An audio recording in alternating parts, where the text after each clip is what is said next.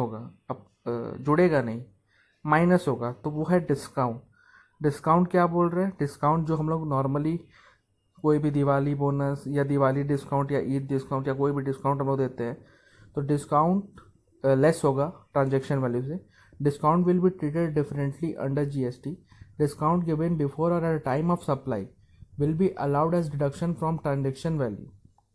Discount given after supply will be allowed in only certain condition are satisfied. तो ये condition बोल रहा है पार्ट 2 में दिया हुआ है, जो कि अभी हम एक्सप्लेन कर देते हैं।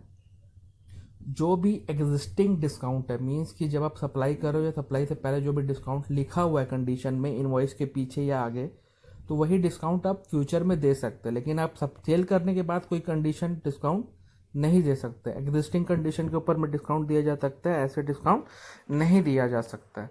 नेक्स्ट टॉपिक है, तो डिस्काउंट को लेस करना है जब वो सेल या सेल के समय में दिया गया है, उसके बाद का अलाउड नहीं होगा।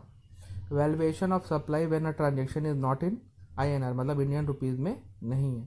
When export are made the invoice may be raised by the tax payer in foreign currency. The IGST if any charge in the invoice will be converted using RBI exchange rate. The exchange rate are available on the RBI website. RBI exchange rate are to be used in the case of import too.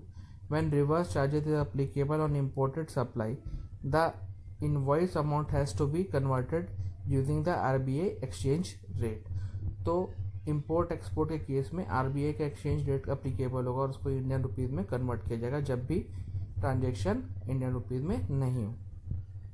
फिर next topic important topic है और exam के लिए most important इस unit का, valuation of supply under GST when consideration is not only in money. जब भी consideration जो भी पार्टी के पास, जैसे हम लोग कोई भी एक छोटा सा एक डस्टर भी खरीदते या पेन खरीदते तो 10 रुपीज़ जब हम लोग एक पेन खरीदते तो 10 रुपीज़ जब हम पार्टी को पेड करते तो वो 10 रुपीज़ कंसिडरेशन होता है। लेकिन जब भी हम कोई भी चीज़ परचेज करते हैं, लेकिन consideration is not wholly owned in money, मतलब कि वो मनी पे आप उसको मेज़र नहीं कर सकते। तो उस केस में क्या होगा, जब आप मनी पे कोई भी कंसिडरेशन जो भी आप पेड कर रहे हो वो मेजरमेंट नहीं हो सकते, तो काइंड में पेड करें। तो cases where consideration is not wholly in money, business operate in a dynamic model, we have witnesses innovative schemes wherein a buyer is required to pay the partial amount in cash and the rest amount in kind, such as when exchanging used goods for a new product. तो exchange के समय ऐसा होता है। As a general principle, value of supply will be the amount of consideration received in money from the buyer. However, there can be a cases when partial consideration is in money and the rest is in kind. तो कभी कभी goods purchase करते हैं हम लोग, तो हम लोग बोल देते हैं ये आप एक्सचेंज में रख लो, बाकी हम मनी प्रोवाइड कर देते हैं। तो इसमें पार्शल सेल और पार्शल बार्टर हो जाता है। तो उस केस में आप वैल्यूएशन कैसे करेंगे, जब आप कंसिडरेशन पेड कर रहे हो वो भी काइंड में, नॉट इन मनी, तो उसका वैल्यू कैसे आप निकालोगे, क्योंकि जीएसटी उसमें भी चार्ज होगा।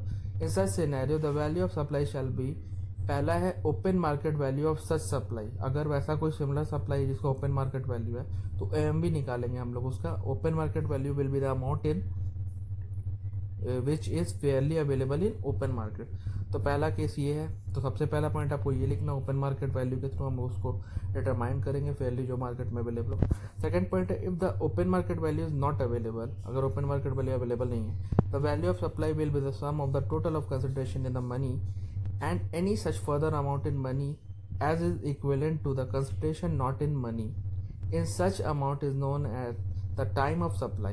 In simple word, the monetary value of partial consideration will be added to monetary consideration to sum up to a total consideration. Means आपको जो भी काइंड में आप कंसिडरेशन में पेड कर रहे हो उसका इक्विवेलेंट वैल्यू ऑफ मनी आप ओपन मार्केट से नहीं निकाल पा रहे हो, तो उसको इक्विवेलेंटली आप उस काइंड वैल्यू को प्राइस को जानोगे कि क्या उस काइंड का वैल्यू होना चाहिए, क्या कॉस्ट होना चाहिए, उसके हिसाब से आप उसको निकाल कर जोड़ोगे, जब ओपन मार्केट वैल्यू से आप डिटरमाइन नहीं कर पाते हैं। तो ये फर्स्ट पॉइंट था जहाँ पे ओपन मार्केट वैल्यू से डिटर्मिनेशन हो पा रहा था। सेकंड पॉइंट में ओपन मार्केट वैल्यू से जब डिटर्मिनेशन नहीं हो पा रहा तो आप काइंड का वैल्यू कॉस्ट निकालेंगे और उसको फिर मनी में कन्वर्ट करेंगे। थर्ड पॉइंट है, if the value is not determined under the points above, the value of supply of goods और सर्विस और both will be equivalent to that of like kind of quantity. Here the taxable person can refer to the similar good or service or both determining the value of supply. तो similar goods का भी हम लोग price, जैसे Surf Excel और Tide. तो Surf Excel अगर हम काइंड में परचेस करें तो टाइड का वैल्यू क्या होना चाहिए था, तो उस हिसाब से हम सर्फ एक्सेल का भी वैल्यू निकाल सकते हैं। तो सिमिलर प्रोडक्ट या गुड्स का भी वैल्यू हम लोग उससे इक्विवेलेंटली कंपेयर करके उसका प्राइस को काइंड से मनी में कन्वर्ट कर सकते हैं। फोर्थ पॉइंट है, if the value is not determined under all the above case clauses, the value shall be sum total of the consideration in money. Such further amount of money is equivalent to consideration not in money as determined on the basis of cost method or residual method। तो हम लोग next last method